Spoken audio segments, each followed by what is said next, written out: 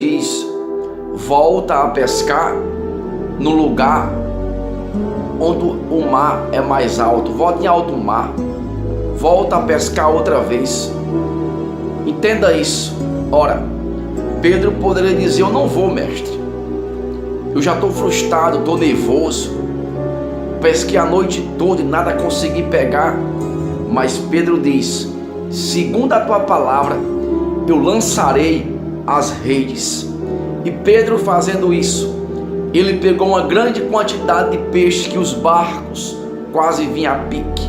Mas entenda, o que me chamou a atenção foi esse versículo 11 do capítulo 5 de Lucas: e indo para a terra com os barcos, deixaram tudo e o seguiram. Entenda, Pedro passou a noite atrás de peixe e não pegou peixe, mas durante o dia, pela palavra que Jesus lançou, Pedro pegou muitos peixes. Os barcos estavam cheios, mas agora Pedro vai até a terra, deixa os barcos cheios de peixe.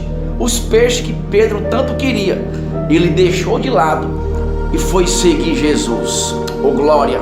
E eu entendo, meu irmão, que Pedro pensava: ora, mais importante do que os peixes que eu peguei, mais importante que os peixes que eu tanto andava atrás, é aquele que me deu os peixes.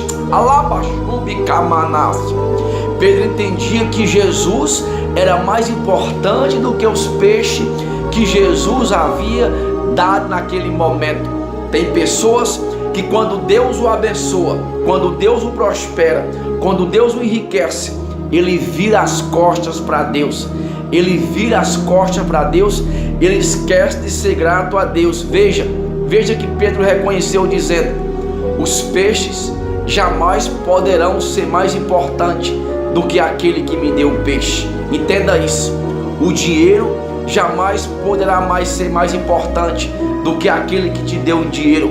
O emprego que você tem jamais pode ser mais importante do que aquele que te deu o emprego. A saúde que você tem jamais pode ser mais importante do que aquele que te deu a saúde.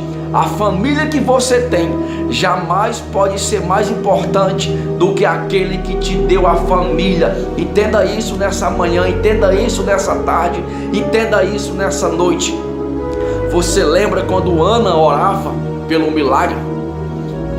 Ana sempre fazia a mesma oração, a mesmice, mas quando ela orou diferente, dizendo: se tu me der um filho homem, eu darei a ele a ti para servir no teu templo.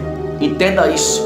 Deus ouviu a oração, Deus concedeu a Ana o filho, e quando Ana teve aquele filho, ela deu a Deus.